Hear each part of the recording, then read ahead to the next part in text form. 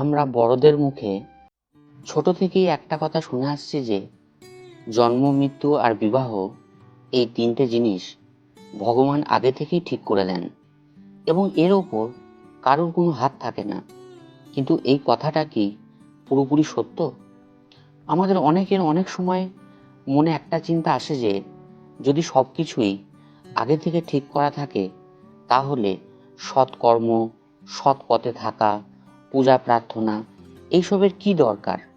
এই বিষয়ে আসল সত্যটা কি সেটা ভগবান শ্রীকৃষ্ণ স্বয়ং বলেছেন।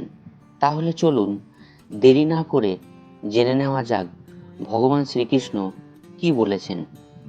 এই ভিডিওটিতে আমি এমন একজন ব্যক্তির কাহিনী আপনাদেরকে শোনাবো যার কাহিনী শোনার পর ভগবান শ্রীকৃষ্ণের প্রতি আপনার ভক্তি এবং ভালোবাসা দুটোই বেড়ে যাবে। আসুন ভিডিওটি শুরু করা যাক। কলকাতার বাসিন্দা রমেশবাবু ছিলেন ভগবান শ্রীকৃষ্ণের এক পরম ভক্ত। রমেশবাবু তার স্ত্রী ও একমাত্র সন্তান মহেশকে নিয়ে খুব সুখে জীবনযাপন করতেন। রমেশবাবুর একমাত্র সন্তান মহেশও ছোটবেলা থেকেই ভগবান শ্রীকৃষ্ণের পরম ভক্ত ছিল। মহেশ পড়াশোনাতেও খুব ভালো ছিল আর তার সাথে সাথে ভগবান শ্রীকৃষ্ণের প্রতি ভক্তি ও ভালোবাসা ছিল গভীর। মহেশ প্রত্যেক দিন ভগবান শ্রীকৃষ্ণের কাছে সময় কাটাতো আর ভক্তি, প্রেম, ভালোবাসা দিয়ে পূজা অর্চনা করত। একজন আদর্শ মানুষের যা যা গুণ থাকা দরকার তা সবই ছিল মহেশের মধ্যে। মহেশ মা ও বাবার সাথে ঠাকুর ঘরে বসে প্রত্যেক দিন ভগবান শ্রীকৃষ্ণের পূজা করত আর তার বাবা তাকে গীতা পাঠ করে শোনাতো। আস্তে আস্তে মহেশ নিজেই গীতা পাঠ করা শিখে যায়। একদিন মহেশবাবু দুর্গাপুরে এক আত্মীয়র বাড়ি যাওয়ার জন্য স্ত্রী ও মহেশকে নিয়ে গাড়ি করে রওনা দিলেন। রাস্তায় তাদের ভয়ঙ্কর কার অ্যাক্সিডেন্ট হলো। এই দুর্ঘটনায় মহেশবাবু ও তার স্ত্রী ঠিক থাকলেও তাদের একমাত্র ছেলে মহেশ মারাত্মকভাবে মাথায় ও সারা শরীরে আঘাত পেল। মহেশকে সঙ্গে সঙ্গে হসপিটালে নিয়ে যাওয়া হলো। হাসপাতালে পৌঁছানো মাত্রই তাকে আইসিইউতে ভর্তি করে নেওয়া হলো। ডাক্তার জানালেন মহেশের অবস্থা খুবই আশঙ্কাজনক। তার ব্রেন ব্যাপকভাবে ক্ষতিগ্রস্ত হয়েছে, তাই তার সমস্ত টেস্ট না হওয়া পর্যন্ত এবং শারীরিক উন্নতি না হওয়া পর্যন্ত আইসিইউতে রাখা হবে। ডাক্তারবাবুর এই কথা শোনার পর রমেশবাবু প্রচণ্ড ভয় পেয়ে গেলেন, কিন্তু তাদের আস্থা ছিল ভগবান শ্রীকৃষ্ণের প্রতি। এইভাবে দুদিন যাওয়ার পরও মহেশের শারীরিক অবস্থার উন্নতি হলো না। মহেশের শারীরিক অবস্থা আরও খারাপ হয়ে পড়ল। তখন ডাক্তারবাবুরা তাকে ভেন্টিলেশনে রাখার পরামর্শ দিলেন। ডাক্তারবাবুরা সমস্ত রকম পরীক্ষা নিরীক্ষা করে জানালেন যে তাদের হাতে আর কিছুই নেই। এখন সব কিছু ভগবানের ওপরই নির্ভর করছে। ডাক্তারদের মুখে এই কথা শোনার পরেও রমেশবাবু আর তার স্ত্রী বিচলিত হলেন না, কারণ তাদের অটুট বিশ্বাস ছিল ভগবান শ্রীকৃষ্ণের প্রতি। তারা প্রত্যেক দিন ভোরবেলা উঠে স্নান করে শুদ্ধ কাপড়ে মন্দিরে যেতেন এবং ভগবান শ্রীকৃষ্ণের পুজো দিয়ে ভগবানের সামনে বসে মহেশের জন্য প্রার্থনা করতেন। আর ছেলের সাথে দেখা করতে এসে ছেলের কাছে বসে গীতা পাঠ করতেন। তারপর একদিন পরম করুণাময় ভগবান শ্রীকৃষ্ণ এমন লীলা দেখালেন যা শুনলে আপনারা অবাক হয়ে যাবেন।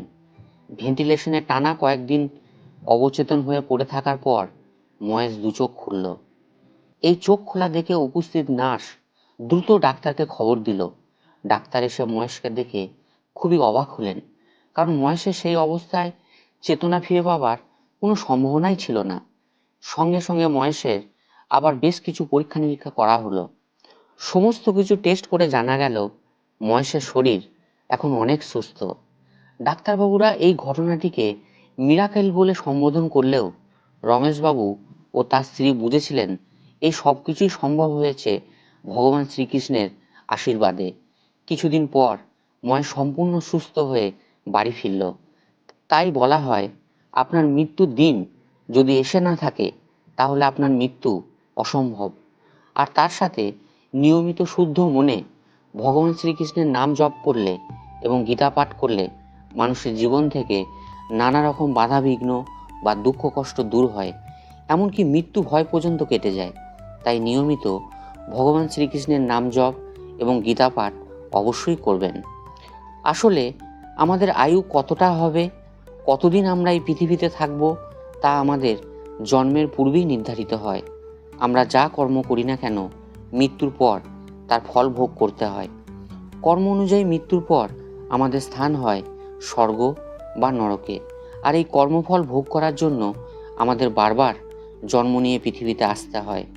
যখন আমাদের কর্মফল ভোগ সম্পূর্ণ হয়ে যায়, তখনই আমাদের আত্মার মুক্তি ঘটে। মানুষের জীবনে তিনটে জিনিস আগে থেকেই নির্ধারিত হয়ে যায়, তা হলো জন্ম, মৃত্যু আর বিবাহ। এই তিনটে জিনিস নির্ধারণ করা হয় পূর্বজন্মের কর্মফলের ভিত্তিতে। এর মধ্যে প্রথম হলো জন্ম। পূর্বজন্মে যে যেমন কর্ম করেন, সেই কর্ম অনুযায়ী কারো জন্ম হয় খুব ধনী ঘরে, আবার কারো মধ্যবিত্ত, আবার কারো গরিব ঘরে। কেউ কেউ এমন ঘরে জন্মায় যেখানে ধন সম্পত্তি থাকলেও তার কোনো সম্মান থাকে না। কেউ কেউ আবার আপনজনাদের ভালোবাসা থেকে বঞ্চিত হন। কেউ কেউ জন্ম থেকেই পিতৃমাতৃহীন হন।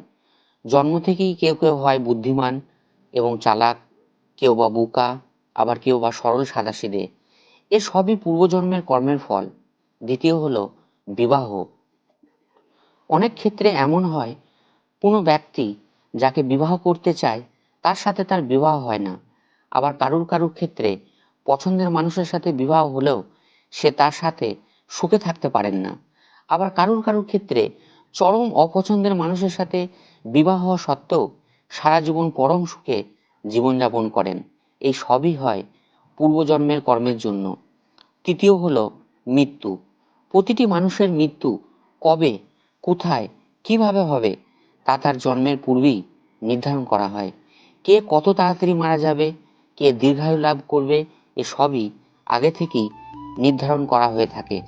তাই বিভিন্ন রূপে, কখনো গাছ রূপে, কখনো পক্ষী রূপে, কখনো পশু রূপে, কখনো কীট রূপে লক্ষ লক্ষবার জন্মের পর এই যে মহামূল্যবান মানব জীবন পেয়েছেন, সেই জীবনে সৎ পথে থাকুন, সৎ কর্ম করুন, ঈশ্বরের প্রতি সমর্পিত থেকে ধর্ম, কর্ম, পূজা অর্চনা করুন। আপনার বর্তমান এবং আগামী দিন সুখে আনন্দে ভরে যাবে। আমার এই চ্যানেলটি সাবস্ক্রাইব করে না থাকলে অবশ্যই সাবস্ক্রাইব করবেন। ভিডিওটি ভালো লাগলে লাইক করুন, শেয়ার করুন। আপনাদের সকলের সুখ, শান্তি, সমৃদ্ধি কামনা করি। ভালো থাকবেন।